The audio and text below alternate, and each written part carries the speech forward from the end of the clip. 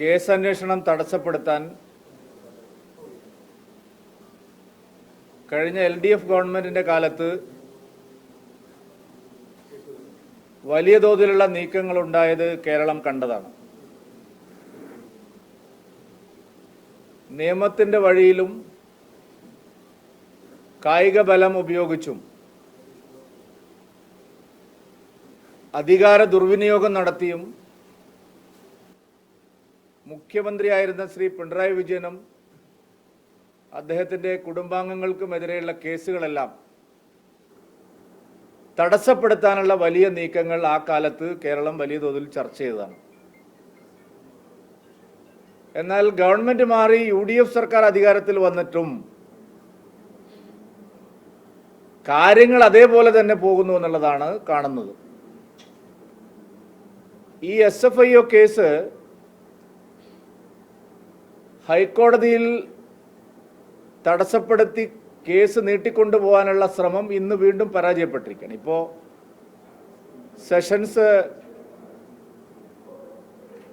Division bench അതും CMRLന്റെ ഹർജി തള്ളിയിരിക്കുക. അതുകൊണ്ട് കേസ് അന്വേഷണം സുഗമമായി നടക്കണം, വസ്തുതകൾ പുറത്തു വരണം എന്ന് കോടതികളിലും ഇപ്പോൾ ഉത്തരവുകളിലൂടെ ബോധ്യമായ കാര്യമാണ്.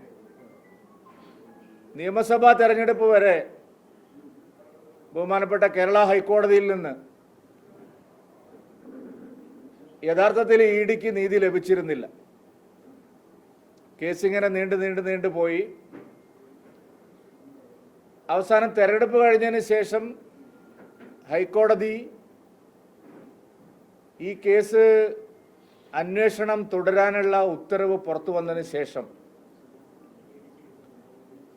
ഉടനെ തന്നെ എൻഫോഴ്സ്മെന്റ് ഡയറക്ടറേറ്റ് വീണ വിജയനെയും അതുപോലെ അനുബന്ധ കക്ഷികളെയും തെളിവെടുപ്പ് നടത്താനും സെർച്ച് നടത്താനും ഒക്കെ തയ്യാറായപ്പോൾ വലിയ തോതിലുള്ള രാഷ്ട്രീയമായിട്ടുള്ള സംഘടനാപരമായിട്ടുള്ള ശക്തി ഉപയോഗിച്ച് അതിനെ തടസ്സപ്പെടുത്താനുള്ള വലിയ നീക്കങ്ങളാണ് നമ്മൾ കണ്ടത്. വലിയ പ്രകടനങ്ങൾ നടന്നു. കേരളം മുഴുവൻ വളരെ ഓർഗനൈസ്ഡ് ആയിട്ടുള്ള സമരങ്ങൾ നടന്നു.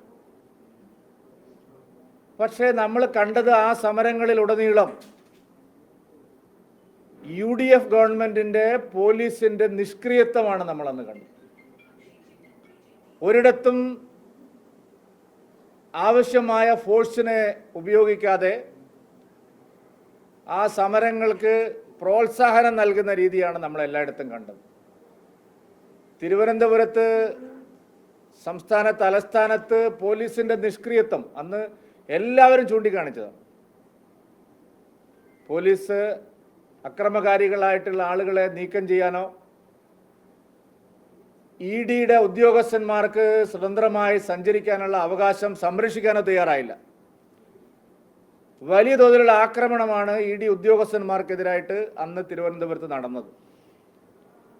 ED ഉദ്യോഗസ്ഥന്മാർ സഞ്ചരിച്ച വാഹനം അടിച്ച് തകർത്തു, ഉദ്യോഗസ്ഥന്മാരെ കയ്യേറ്റം ചെയ്തു. ആ അക്രമത്തിന് നേതൃത്വം നൽകിയ ഉന്നതരായിട്ടുള്ള നേതാക്കളെ പാർട്ടി ഓഫീസിൽ സ്ഥിരം പരിപാടി പാർട്ടി ഓഫീസിൽ കൊണ്ടുപോയി സംരക്ഷിച്ചു, രക്ഷാ കവചം തീർത്തു. അവസാനം ഏതോ ഒത്തുതീർപ്പുണ്ടാക്കി കുറച്ചാളുകളെ ആദ്യം അറസ്റ്റ് ചെയ്തു. പിന്നീട് ആ അറസ്റ്റ് മതിയാവില്ല. കാരണം ED അന്വേഷിച്ചുകൊണ്ടിരിക്കുന്ന ഒരു കേസിൽ അന്വേഷണം തടസ്സപ്പെടുത്താൻ കായികമായി നേരിടാൻ തയ്യാറാവുമ്പോൾ ഉണ്ടാവുന്ന ഗുരുതരമായിട്ടുള്ള ഭവിഷ്യത്തുകളും രാഷ്ട്രീയ പ്രത്യാഘാതങ്ങളും മനസ്സിലാക്കി മറ്റു കുറച്ചാളുകളെ കൂടി പിന്നീട് അറസ്റ്റ് ചെയ്യാൻ പോലീസ് നിർബന്ധിതമായി. എന്നാൽ അറസ്റ്റ് ചെയ്ത് കോടതിയിൽ ഹാജരാക്കിയപ്പോഴാണ് UDF സർക്കാരിൻ്റെ കള്ളക്കളി വെളിച്ചത്ത് വന്നത്. എല്ലാ പ്രതികൾക്കും ജാമ്യം എളുപ്പത്തിൽ കിട്ടാൻ കഴിയുന്ന രീതിയിലാണ് പ്രോസിക്യൂഷൻ ഇടപെട്ടത്. പോലീസിന്റെ ഭാഗത്തു നിന്ന് ഗുരുതരമായ വീഴ്ചയാണ് ഉണ്ടായത്. പുതിയ ക്രിമിനൽ പ്രൊസീജിയറിലെ മാറ്റങ്ങൾക്കനുസരിച്ച് ഹാജരാക്കേണ്ടിയിരുന്ന പേപ്പറുകൾ ഹാജരാക്കാതെ കയ്യിൽ വെച്ച് പഴയ നിയമം അനുസരിച്ച് കോടതിയിൽ പോയി ജാമ്യത്തിന് ശ്രമിച്ച ആ പ്രതികളെ തിരുവനന്തപുരത്ത് കണ്ടത് അസാധാരണമായ സംഭവമാണ്. ആവശ്യമായിട്ടുള്ള രേഖകളില്ലാതെ ജാമ്യ ഹർജിയെ എതിർക്കാൻ പോയ ആളുകൾ മാത്രമല്ല, എല്ലാ പ്രോസിക്യൂട്ടർമാരും CPM ഗവൺമെൻറ് വെച്ചവരാണ്. തിരുവനന്തപുരത്തെ കോടതികളിലെല്ലാം വളരെ ബോധപൂർവം അങ്ങനെയുള്ള പ്രോസിക്യൂട്ടർമാർ അവിടെ ഉണ്ട് എന്നറിഞ്ഞിട്ടും ആവശ്യമായിട്ടുള്ള രേഖകളില്ലാതെ സാമാന്യമായ ഒരു ജാമ്യാപേക്ഷയിൽ സ്വീകരിക്കേണ്ട കരുതൽ നടപടികളില്ലാതെ എന്തുകൊണ്ടാണ് തിരുവനന്തപുരത്തെ പോലീസ് കോടതിയെ സമീപിച്ചത്? ബഹുമാനപ്പെട്ട കോടതി ഈ അപാകം ചൂണ്ടിക്കാണിച്ചപ്പോൾ നിമിഷങ്ങൾക്കകം അവരുടെ കയ്യിലുണ്ടായിരുന്ന കോപ്പി അവിടെ കോടതിയിൽ പ്രൊഡ്യൂസ് ചെയ്തു. ഇതെന്താണ് കാണിക്കുന്നത്? ED ഉദ്യോഗസ്ഥന്മാരെ ആക്രമിച്ച കേസിൽ പ്രതികളായിട്ടുള്ള കൊടും ക്രിമിനലുകൾക്ക് ജാമ്യം എളുപ്പത്തിൽ ലഭിക്കാൻ കഴിയുന്ന തരത്തിലുള്ള നീക്കമാണ് പോലീസ് തിരുവനന്തപുരത്ത് നടത്തിയത്. കേരളത്തിൽ വലിയ ചർച്ചയായിട്ടില്ല. അതായത് ജാമ്യ ഹർജിയിൽ എതിർക്കാൻ ആവശ്യമായിട്ടുള്ള പോലീസ് ഹാജരാക്കേണ്ട രേഖകൾ അവരുടെ കയ്യിലുണ്ടായിരുന്നു. പോലീസ് ഉദ്യോഗസ്ഥന്മാർ കോടതി വരാന്ത വിട്ട് പുറത്തു പോയിട്ടില്ല. ബഹുമാനപ്പെട്ട കോടതി ഈ രേഖകൾ എന്തുകൊണ്ട് ഹാജരാക്കുന്നില്ല എന്ന് ചോദിച്ച ഉടനെ ഫയലിലുണ്ടായിരുന്ന രേഖ എടുത്തിട്ട് കോടതിയിൽ ഹാജരാക്കുന്നു. അപ്പോൾ ആദ്യം എന്തുകൊണ്ട് ഹാജരാക്കിയില്ല? പ്രൊസീജിയർ പാലിക്കാൻ എന്തുകൊണ്ട് തയ്യാറായില്ല? ഈ കേസിൽ കുറ്റവാളികൾ രക്ഷപ്പെട്ടു പോകണം എന്നുള്ള ആഗ്രഹം UDF സർക്കാരിനുണ്ടായിരുന്നു. ഈ കേസ് നേരാവണ്ണം നടക്കണമെന്നുള്ള ആഗ്രഹം VD സതീശൻ സർക്കാരിനില്ല. കാരണം VD സതീശൻ സർക്കാരിലെ പ്രധാനപ്പെട്ട പല മന്ത്രിമാരും ഈ കരിമണൽ കേസിൽ കൂട്ടുപ്രതികളായിട്ടുള്ള ആളുകളാണ്. VD സതീശൻ സർക്കാരിലെ പ്രമുഖരായിട്ടുള്ള പല നേതാക്കളും, മുഖ്യമന്ത്രി ശ്രീ VD സതീശൻ തന്നെ പറയുന്നത് ഞങ്ങളൊക്കെ പണം വാങ്ങിയിട്ടുണ്ടെന്നാണ്. ഇത് വെറുതെ പണം വാങ്ങുന്നതല്ല. പ്രധാനപ്പെട്ട നമ്മുടെ നാടിൻ്റെ ഒരു ധാതു സമ്പത്ത് അനധികൃതമായി ഖനനം ചെയ്ത് വിദേശത്തേക്ക് കടത്തുന്ന ഗുരുതരമായൊരു കേസാണിത്. അല്ലാതെ ഇതൊരു അല്ലറ ചില്ലറ സംഭാവന കൊടുത്ത ഒരു കേസല്ല.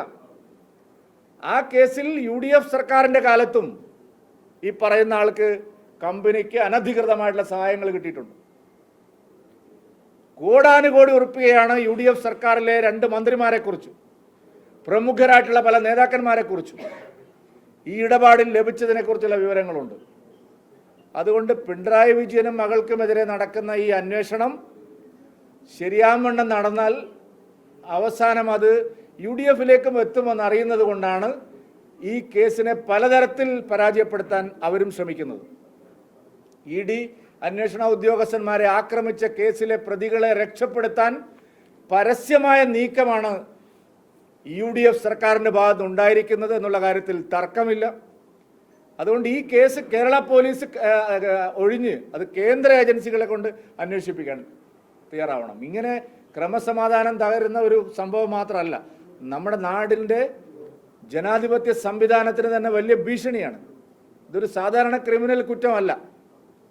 ഒരു കേസും തെളിയിക്കാൻ കേരളത്തിൽ അന്വേഷണ ഏജൻസികൾക്ക് സാധിക്കില്ല എന്നുള്ള നില വന്നാൽ അത് LDF സർക്കാരിൻ്റെ കാലത്ത് നാം കണ്ടതാണ്. ചന്ദ്രശേഖരൻ കൊലപാതക കേസിൻ്റെ കാലത്ത് അവർ പരീക്ഷിച്ച അതേ കാര്യം തന്നെയാണ്. പാർട്ടി ഓഫീസിൽ ആളുകളെ തമ്പടിപ്പിക്കുക, അവിടുന്ന് അക്രമത്തിന് നേതൃത്വം നൽകുക, പോലീസിനെ തടയുക. അത് തന്നെയാണ് EDയുടെ കാര്യത്തിലും നടന്നത്. അതിന് ഒത്താശ ചെയ്തു കൊടുക്കുന്ന സമീപനമാണ് UDF എടുത്തത്.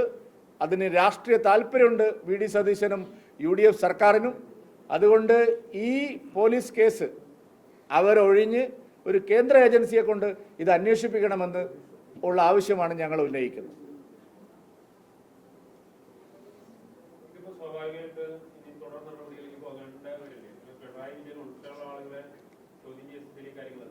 അല്ല, അന്വേഷണ ഏജൻസികൾ ആരെ ചോദ്യം ചെയ്യണം, ആരെ ചോദ്യം ചെയ്യുന്നില്ല എന്നൊക്കെ വേറെ കാര്യം. അവർ ചെയ്യേണ്ട കാര്യം അവർ ചെയ്തോളും. പക്ഷേ ഒരു നിയമവാഴ്ച നിലനിൽക്കുന്ന സംസ്ഥാനത്ത് ഒരു അന്വേഷണ ഏജൻസിക്ക് സ്വതന്ത്രമായി പ്രവർത്തിക്കാനുള്ള എല്ലാ സഹായവും ചെയ്തു കൊടുക്കാനുള്ള ബാധ്യത സർക്കാരിനുണ്ട്.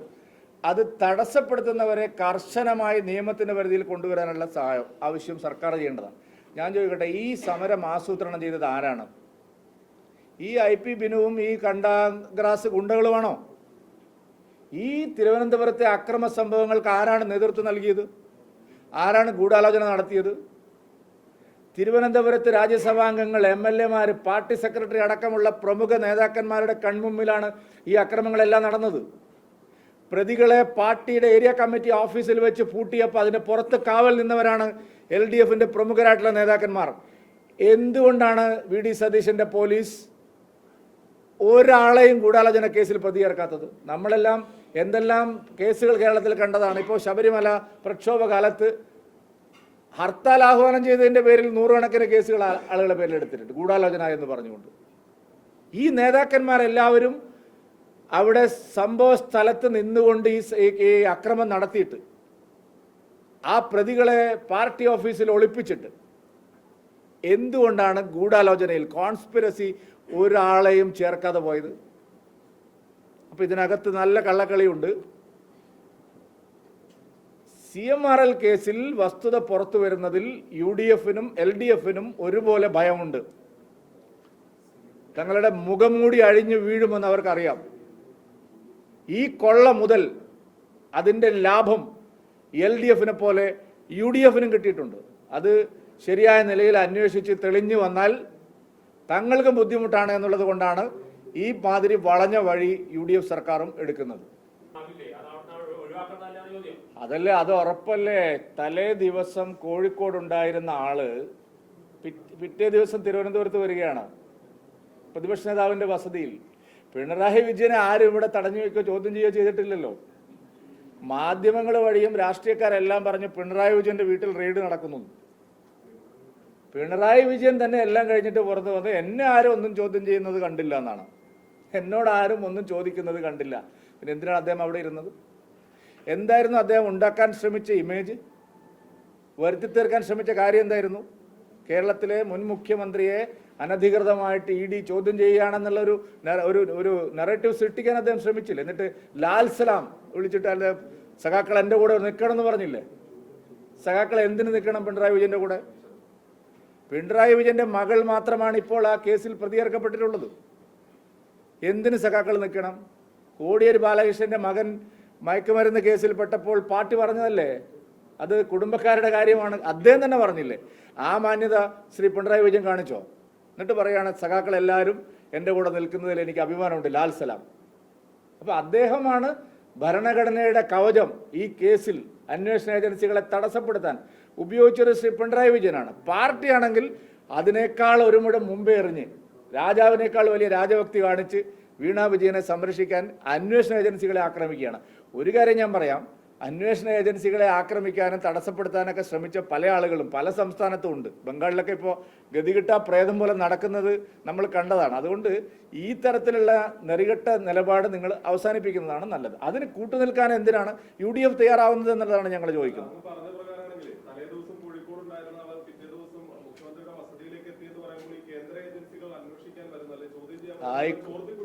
എന്തിനാ അണ്ടർസ്റ്റുഡ് അല്ലേ സാർ? ഹൈക്കോടതിയുടെ ഉത്തരവ് തലേ ദിവസമല്ലേ വന്നത്? നിങ്ങൾ അന്വേഷിക്കുന്ന അറിയല്ലേ? ഹൈക്കോടതി അല്ല അത് ആ കേസിലെ പറ്റി അറിയുന്ന ആൾ വഴി അറിയുന്ന ആർക്കും അറിയില്ല. പലതവണ ED ശ്രമിച്ചതാണ്. ബഹുമാനപ്പെട്ട കേരള ഹൈക്കോടതി തടഞ്ഞ് അവസാനം ശരി നടത്തിക്കോന്ന് പറഞ്ഞാൽ പെട്ടെന്ന് നടത്തിയില്ലെങ്കിൽ എന്താവും? ഇതുപോലെ ഡിവിഷൻ ബെഞ്ച് പോവും, പിന്നെ നീണ്ടുപോകും. അതായത് അങ്ങനത്തെ ഒന്നുമല്ല ഞാൻ പറഞ്ഞത്, അതിൽ തെറ്റായി വ്യാഖ്യാനിക്കേണ്ട. പക്ഷേ ആ ഒരു കവചം ഒരുക്കാൻ ശ്രമിച്ചത് പിണറായി വിജയനാണ്.